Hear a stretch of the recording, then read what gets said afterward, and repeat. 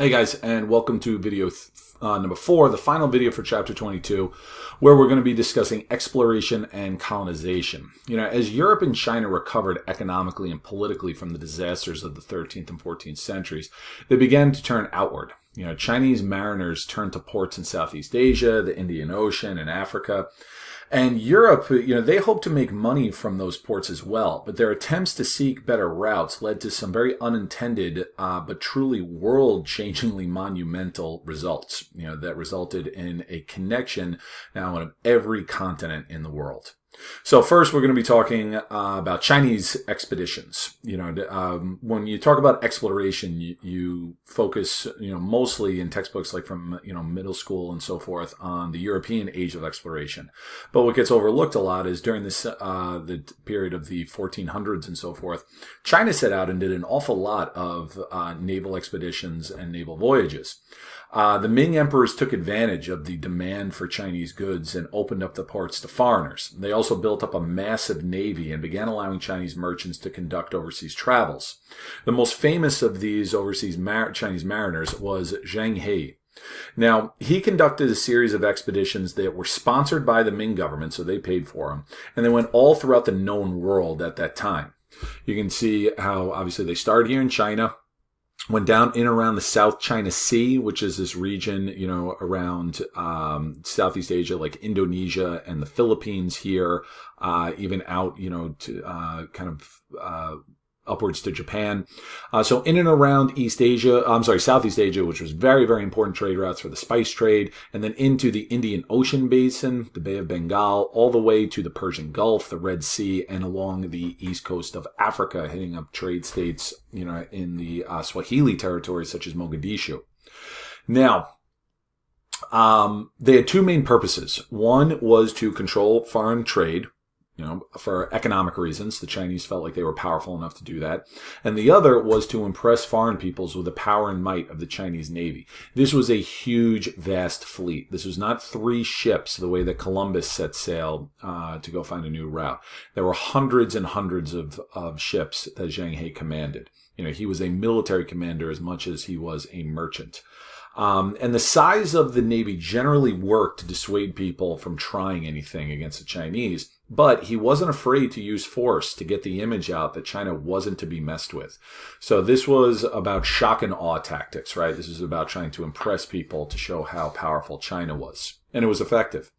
However, in the mid-1430s, it ended very suddenly. There's no clear reason for it. Some, speculation that Zheng He fell out of favor with Confucian scholars. Others that, they were busy dealing with further invasions from the north and couldn't afford it anymore. But the result was that China shut down trade beyond Japan and Southeast Asia. They burned all of their ships. They burned a lot of the maps. And that was it. China turned very inward for the next couple of hundred years. So, European exploration. Europeans became aware of the lucrative spice trade in Asia during the medieval period, after the Crusades and trade opened up between the Middle East and Europe again. And by the 15th century, the desire to make money had European merchants and governments putting a tremendous amount of resources into controlling these trade routes.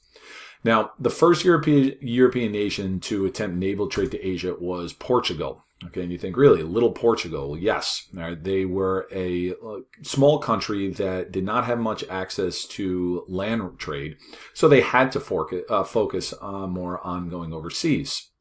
Now, 3 names to kind of remember with this. One was the guy who started it all, Prince Henry the Navigator. Then you also have Bartholomew Diaz and Vasco da Gama. I'll talk a little bit more about the second and third in a minute. But for Prince Henry, he wanted to increase Portuguese influence and also spread Christianity.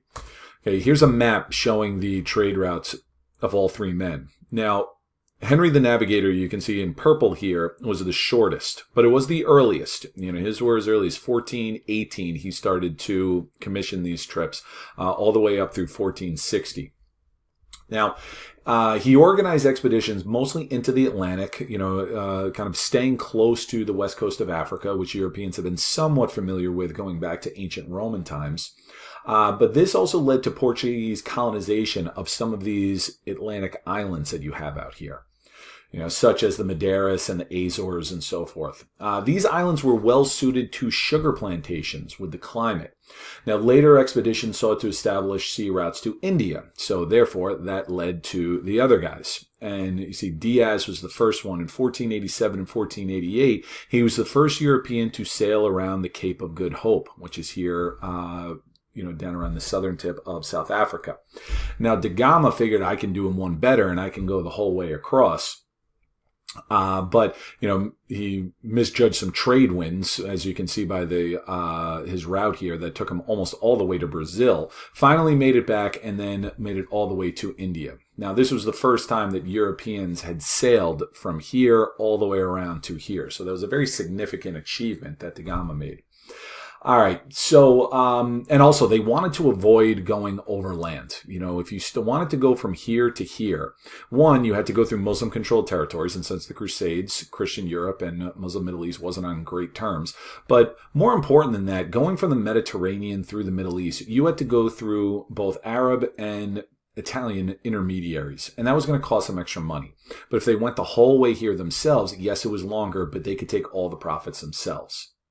Now, as we talked, getting back to these sugar plantations here in the Atlantic, as we talked about in an earlier video, sugar is very labor intensive, and Portuguese control of these Atlantic island plantations led to the beginnings of the African slave trade. Not quite the Atlantic yet, because when you say the Atlantic, you're really talking about shipping across the Americas. We're not there just yet. African slave labor on Atlantic plantations, that had become common by the mid-1400s, shortly before Columbus set sail. Portuguese traders, they traveled along the west coast of Africa, and they took advantage of already existing slave systems. That's important to remember. Europeans did not invent slavery in Africa. Slavery among African groups had already been established for hundreds and hundreds of years.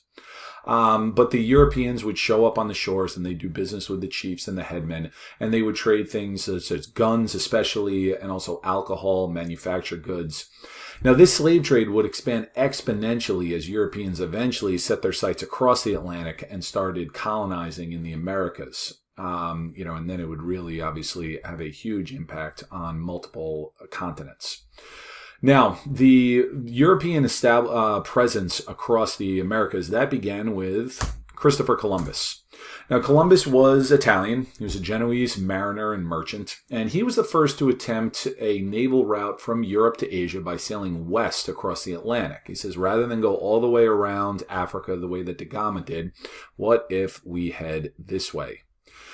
Now, the idea that the Earth was round had been established by many civilizations for many, many years. Okay, don't get caught up in the misconception Columbus was the only one who believed the Earth was round and everybody thought it was flat. No, it's just that no one had ever attempted to sail west and really circumnavigate the globe before. So he was very groundbreaking in that respect. He was eventually, but still, because no one had ever done this, it was tough for him to get funding for it. He was eventually sponsored by Ferdinand and Isabella of Spain, and he made the voyage in 1492. Let me get rid of this stuff here. There we go. So he made a couple of voyages, as you can see, and for all of them, he landed in the Caribbean. He never stepped foot on the mainland of either North or South America. And even though he landed there, he stuck to his belief that he had landed in Asia. We'll talk a little bit more about this in the next chapter, but Columbus wasn't all that good at math. Regardless of how accurate he was, his voyage opened the floodgates of European exploration, and later, unfortunately, for the peoples of North and South America, conquest. And this would in turn lead to massive, massive changes on multiple continents. And we'll get into talking about that more in the next chapter.